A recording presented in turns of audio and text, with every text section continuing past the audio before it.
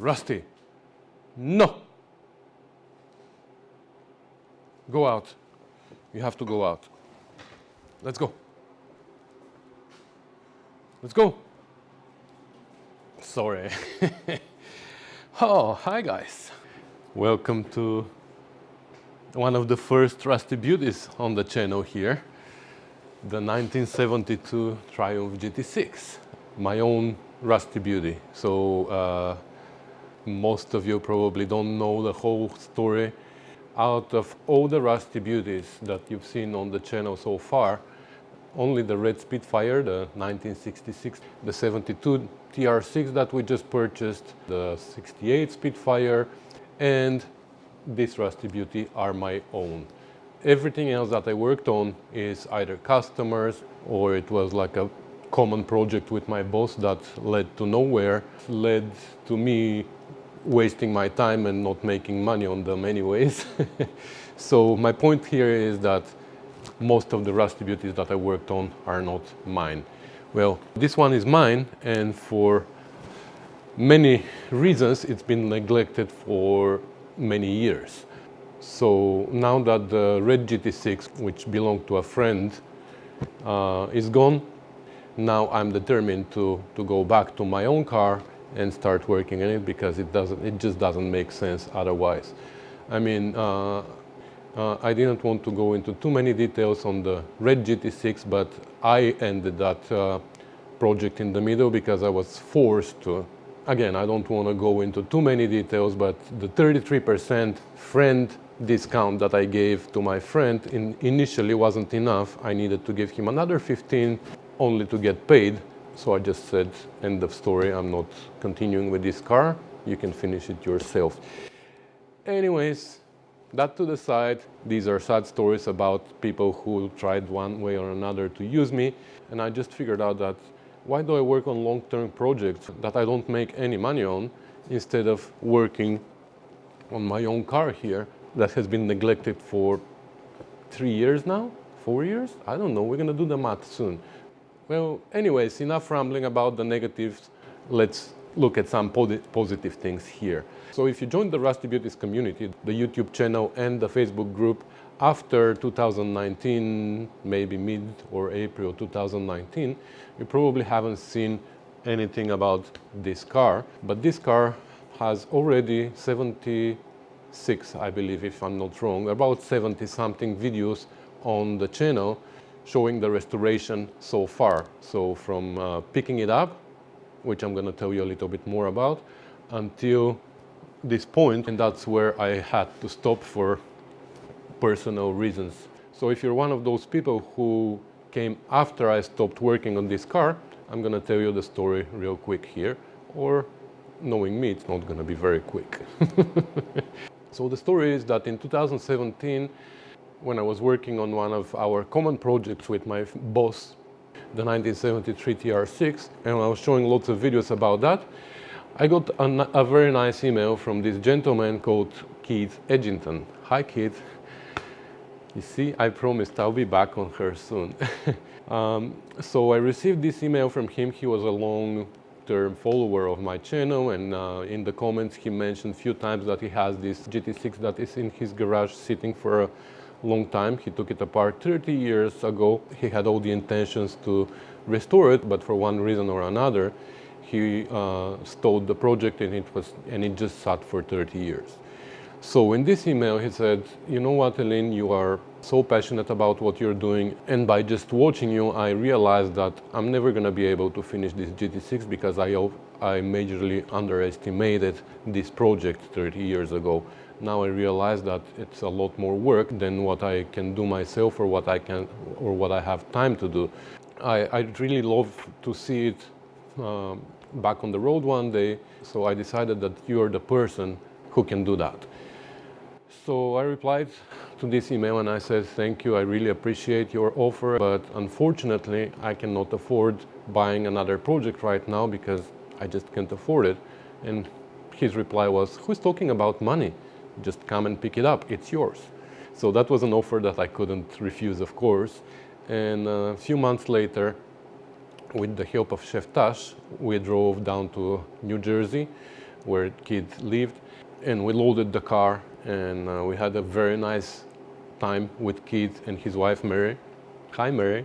And their son and their dog. So not only they gave me a car, but they gave me a very nice dinner. So once again, Kit, thanks for that. So anyways, the car was in pieces and it was in this garage for 30 years. What was funny, I mentioned it somewhere else also, what was funny is that Kit's and Mary's son, who was in his 20s, I believe at the time, he made a comment, he said, you know what, I've never seen this garage without this car in it. So the car was there before he was born. So that really hit me at that time, that when we say this car sat for 30 years, that car sat for 40 years, I don't really compare that to any real time frame in real life, you know what I mean? Like I just say 30 years, but I don't really realize what 30 years means. And then when this fully grown adult says that thing, that ever since he was born, he's never seen this garage without this car inside, this meant a lot to me. It was like, wow, this car was taken apart and it sat like this since before this adult was born. Anyways, that's a side story. So short story long, we picked up the car with David, we took it to the shop where I used to work at that time. I had an agreement with my boss at the time that instead of paying me more, he was gonna let me use the shop for my own project, which didn't end very well for me anyways. So we took it to that shop, but my plan was to put it to the side and work my projects in the way they were coming to the shop, because at that time I already had my 1968 Spitfire, which I was planning to start working on next. However, that was, like I said, 2017. It's 2022 now, and this Spitfire hasn't been touched yet. So plans changed, of course, as soon as I saw this beauty in the shop, and I was working in the shop every day. I just couldn't resist. I just couldn't keep looking at it without putting my hands on it. So I said, you know what, I'm gonna do just a little bit of work on it just to see how it goes. And I started working on this lip here on the leading edge of the roof. It was all rotten, so I started working on that, and one thing led to another, and I just couldn't stop. And I just kept working and working and working on it every night, every weekend, until this point. So from 2017, October, we picked it up, until 2018, end of the year, the body was fully restored. I mean, it had lots of rust on it. It had floors and, like I said, the roof and bulkhead, and everywhere there was a lot of work that I've done in that year. And then at the end of the year, I was able to spray the body, the entire body, in epoxy primer, including the doors and the bonnet. And then my plan next was to spray high build and sand it and start with the paint and everything. But what I was able to do was I only sprayed the high build on the body, nothing else. And that's when things went south in my family.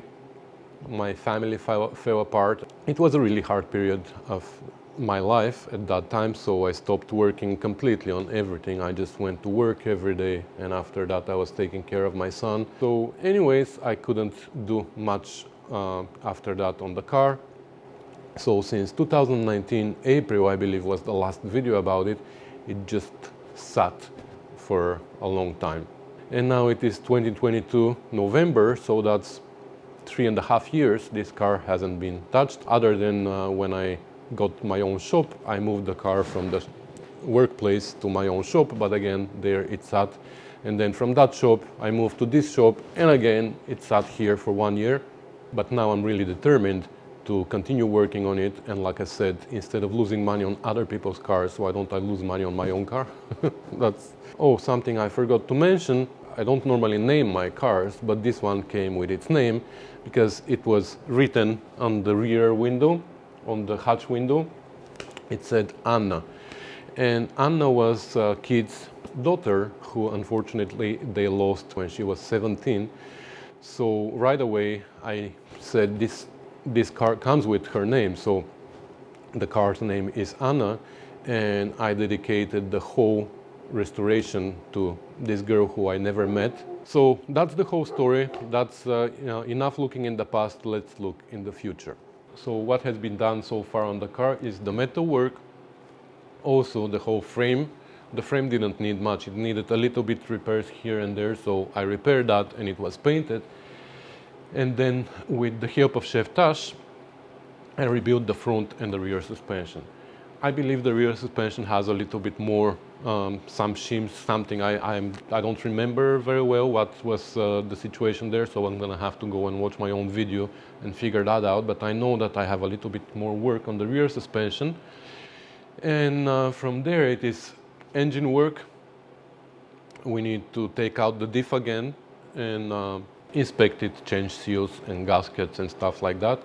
Make sure that everything is okay with it. And like I said, the engine needs to come out, and Kit said that it has 75,000 miles on it, so it shouldn't be in a bad condition, but I wouldn't just start it and test it, and if it runs well, I just start driving with it.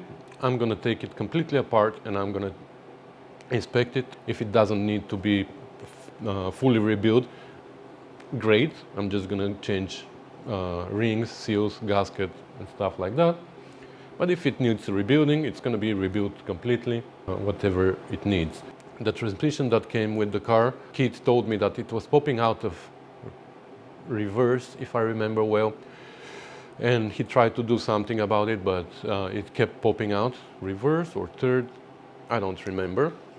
But in the meantime, I got overdrive transmission for the car. Like, it's a full transmission with D-type overdrive. So I bought that again 3 years ago, never checked it, never tested it.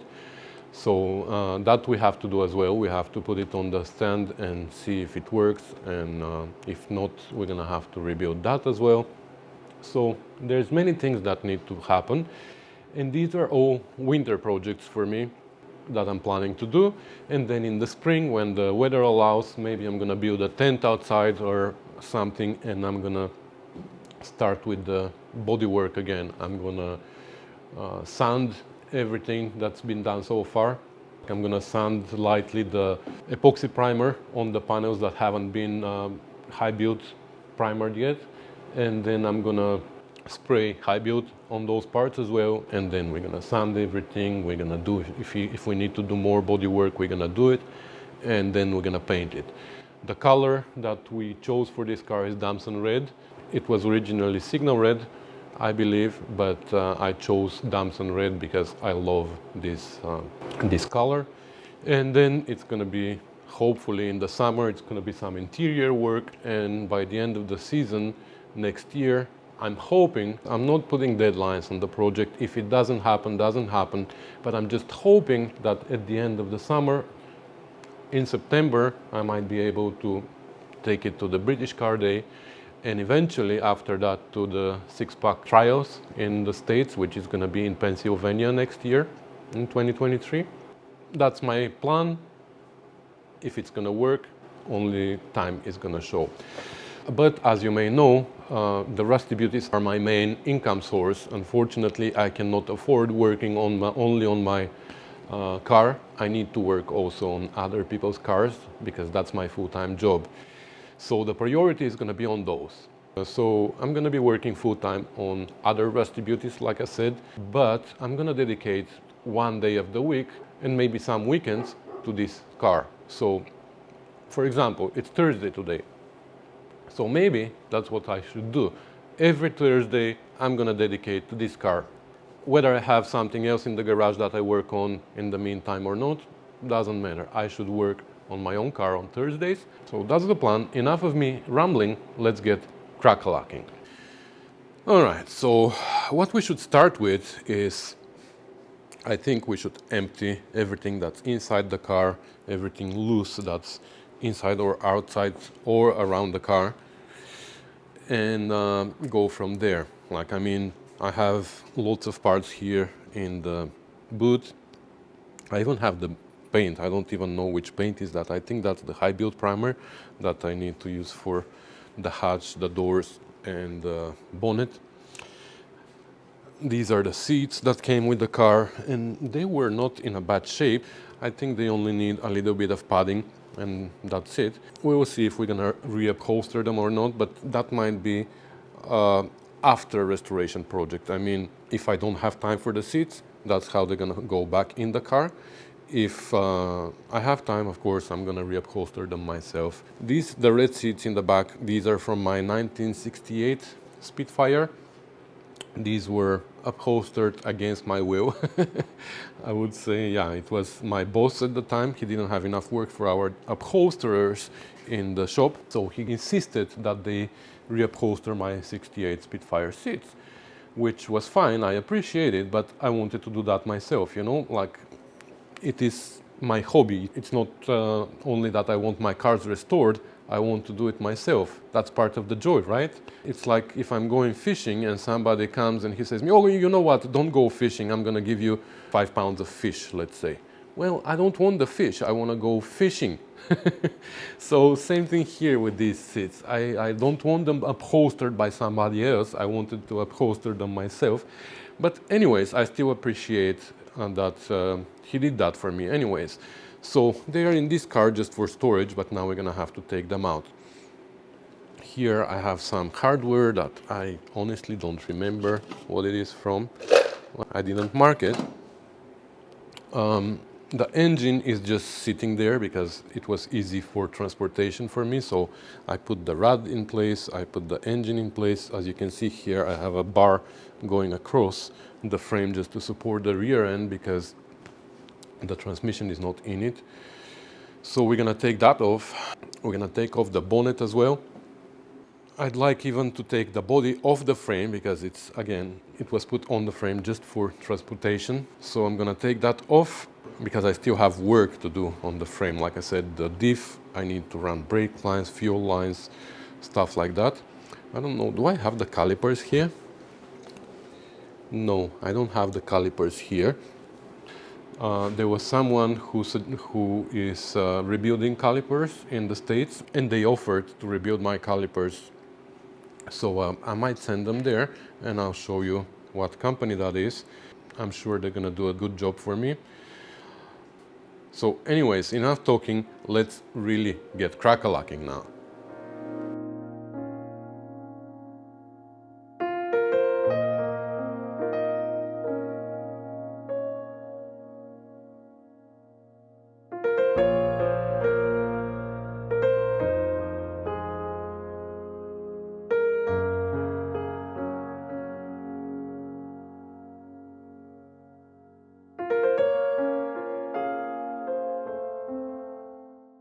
Yeah, you want to play?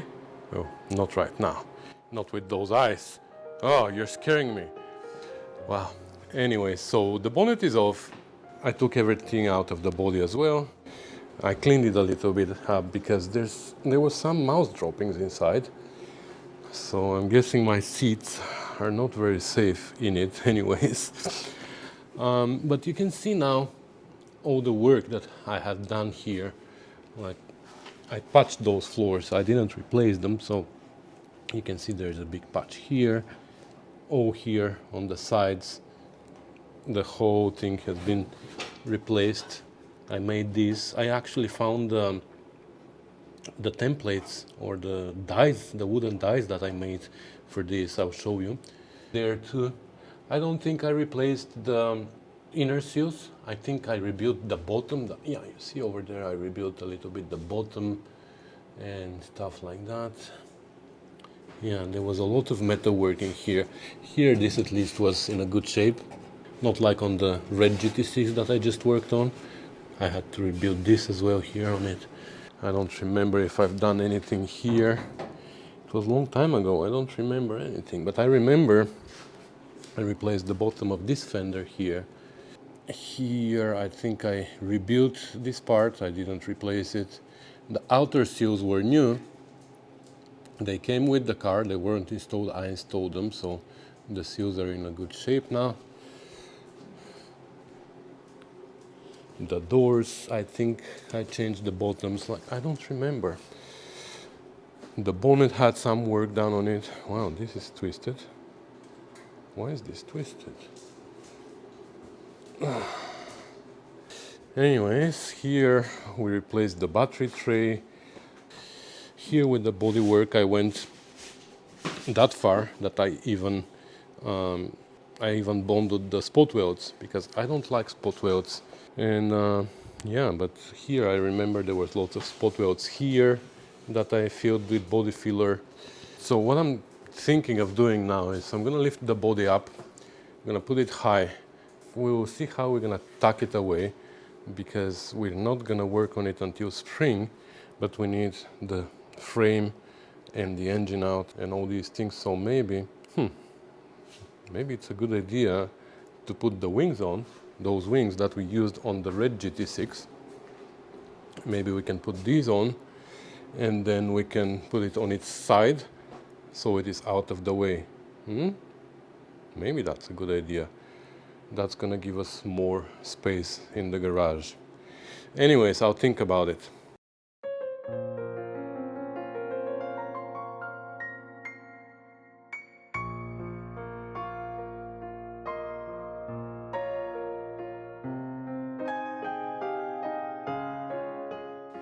Alright, so she's all hooked up. The body mounts are removed. So the body mounts, there were only 2 bolts that I put there just for transportation, so I removed those. And yeah, I gave up the idea of installing the wings, because this means I have to remove the doors, the hatch, and I have to find places to store them. I'm just thinking I'm gonna take the body off and I'm gonna put it in this corner, high up, sitting on something, so I can store bins underneath if I have to. And that's it. It's gonna be just this way by the wall until the time comes for the paint. So anyways, let's see if it is gonna lift off.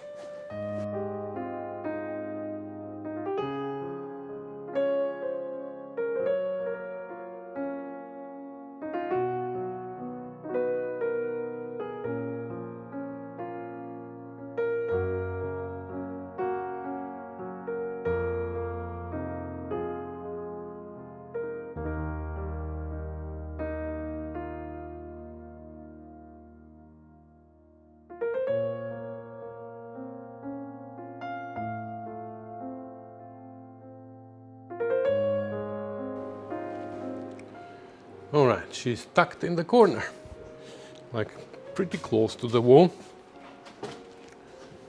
You see, but she's not touching, so it's good. There's a piece of wood that sticks out there, and it is pretty solid here. Like, she's not going anywhere, so I can still store stuff underneath, like these containers and stuff, so I can have more room. So we should reorganize a little bit so we can have room here to work on this car only when we want to.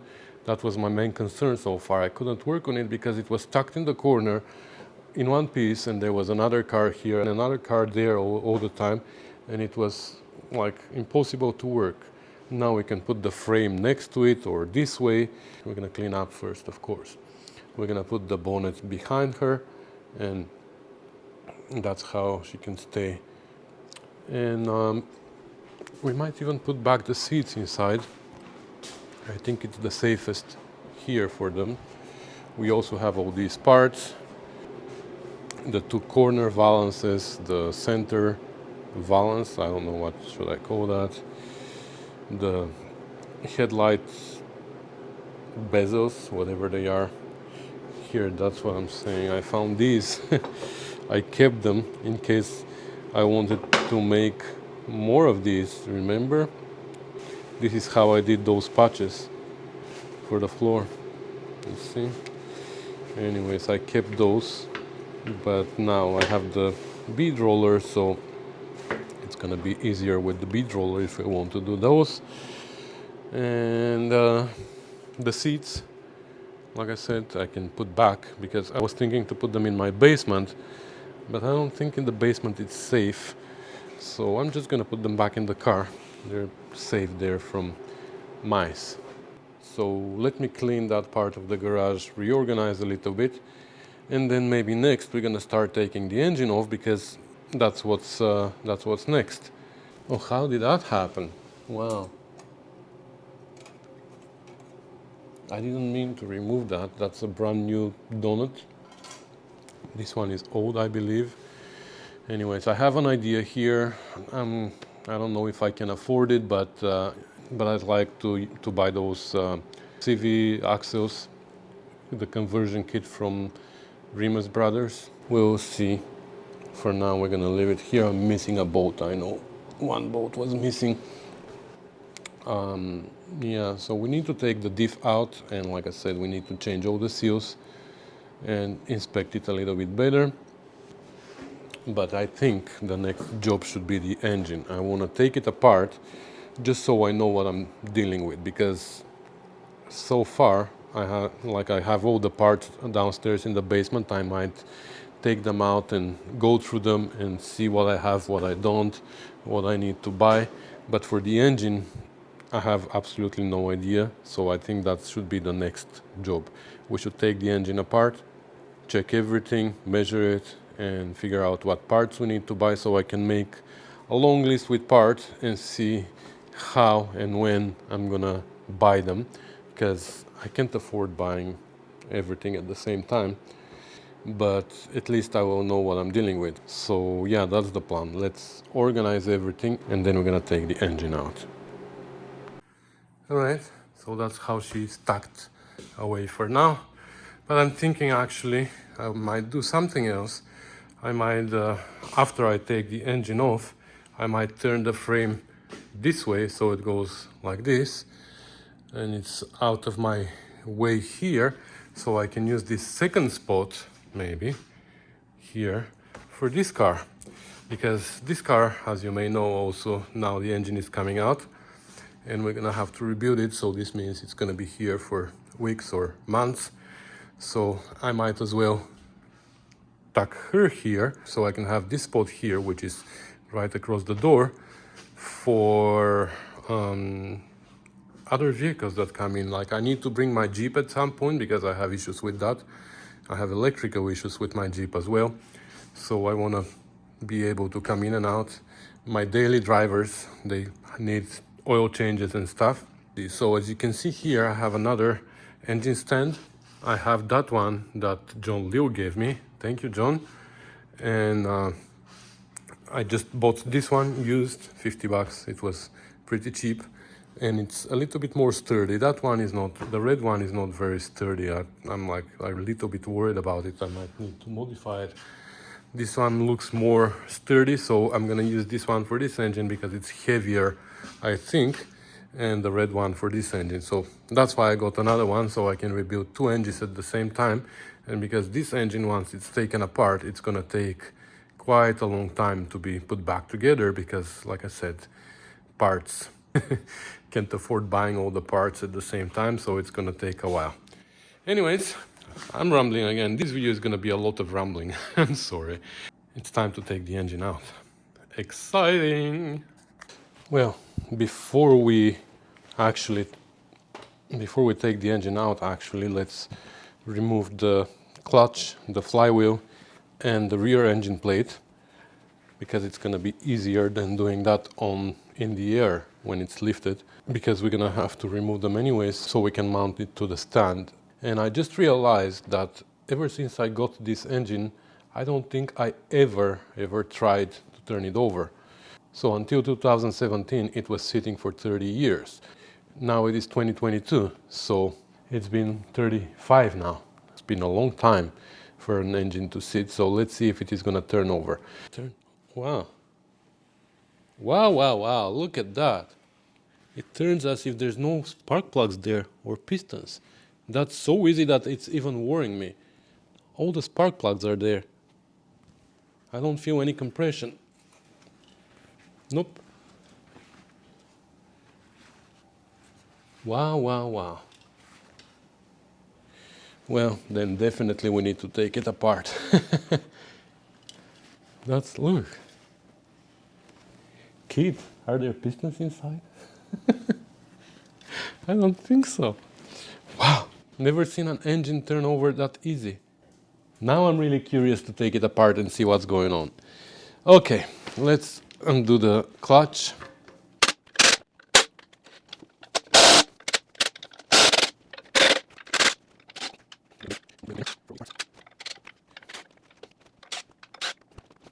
Well, looks like the clutch is frozen. What's going on? Okay, it's sitting on the dowel.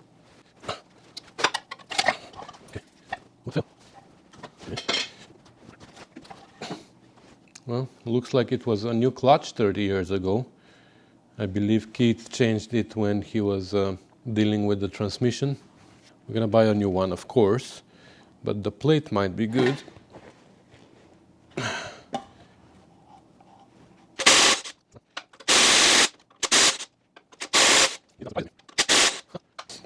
Pull this out now.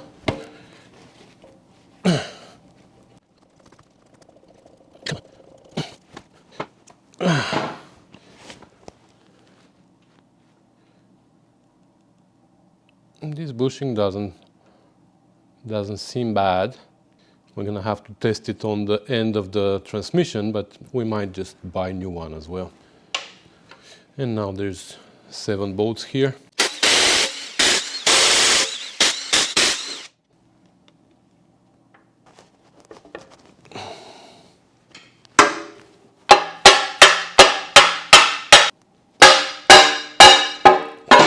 Okay.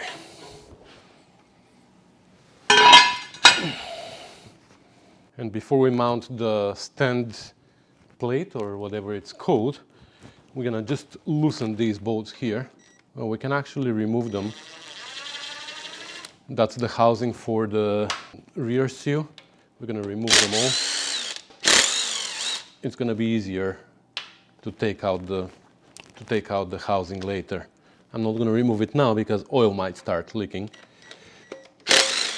I haven't even checked if there's oil in the engine. Nothing. For 5 years, it's been just sitting the way I got it. Shame on me, right?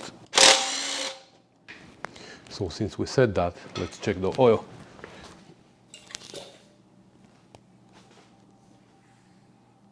There's barely any oil in it. Nope. That's interesting. All right, so this, whatever this is, I don't know what this is. Whatever it is, it's mounted. And I brought the container here, so I'm gonna put all the hardware that I took off so far. I'm gonna put in that. So in general, when I rebuild engines, what I do is I divide the hardware in two.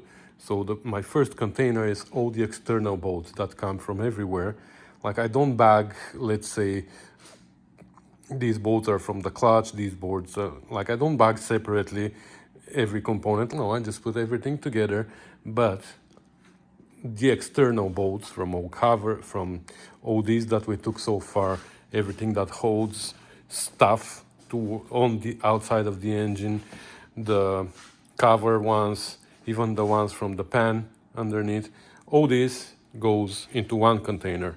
And then everything that is inside the engine, that goes into a separate container, and that's it. And the main reason for that is because the ones inside are oily normally, and they don't need cleaning. The ones outside are rusty and greasy and whatever, so they need to be cleaned before they're put back. But it's easier also for me to go through. Like it's kind of a system that I developed over the years, and that's how I work. So I'm gonna put all these now in this container, and then we're gonna start pulling the engine. I removed the rod as well, and now it's held only by these here, and you can see that they are even loose. I just put them there for transportation reasons. So let's get crack-a-lacking, and like I'm really curious now to find out why it is spinning so easy. I even went and I turned the flywheel and looked at the front end to see if the pulley is turning, because I was thinking, is the crankshaft split in two? It is turning though, so it's not snapped. But what's going on inside? Like, I'm worried.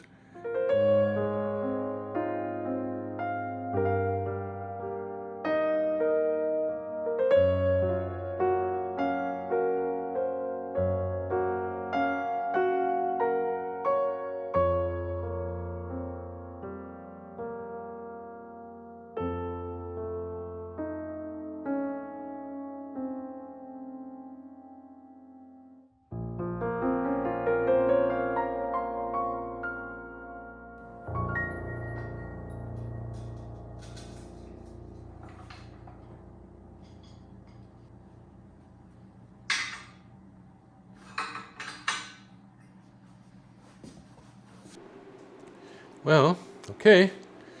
The engine is out as well. Look at that. There's shims here. Why? There's a clamp. There's a hose clamp inside. Anyway, so the engine is out. Now we can tuck the frame a little bit further in maybe, or we'll see, or we're gonna turn it around. The body is tucked over there, and we have lots of room here now to continue working on this car. So we're gonna call this car of the garage the hobby part, and that's gonna be the commercial part. You can see that the commercial part of the garage is much brighter. Here you see it's darker because initially when I moved in to this garage, this corner was meant to be for storage mostly. But I'm gonna have to figure out, maybe I can buy some more of these. You see these lights? These are LED lights that I paid $800 for 10 of them. And they started going like, I don't know if you can see, probably doesn't show on the camera, but some of the LEDs are gone. On this one, the whole entire side is gone. So I might need to take it apart and see if I can at least maybe replace the LED. I don't know. This one too, one side is gone. And this one above the bench, the one that I use the most because that's my bench, I'm sorry, it's a mess. But look at this one, it's totally dead. So yeah, this one also, one side is dead. Anyways, we're gonna have to figure out something about lighting.